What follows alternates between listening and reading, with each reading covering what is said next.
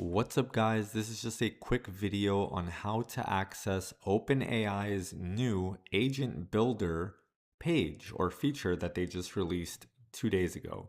So a lot of people have been asking, where do you go to access it? So you have to go to https://platform.openai.com/agent builder. When you go here, it's going to ask you to authenticate your account. So if you don't have an account, you have to make one. If you already have an account, you just have to authenticate and then go ahead and log in and do the two-factor authentication. It's going to take you to this page. Then what you can do is you can either try to use a template or you can click create. But before you're able to create your agent, it will prompt you to add your payment method. So then you can go ahead and finish setting up your account. You don't have to spend any money.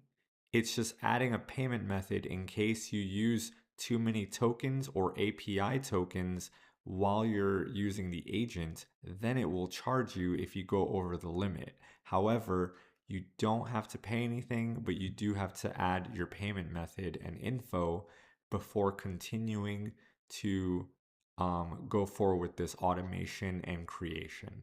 So I hope this was helpful. Definitely leave a comment if you have any other questions, or if you found this helpful, please give it a thumbs up. I'd greatly appreciate that. For reference, when you do get to this API pricing page, it shows you the different GPT models.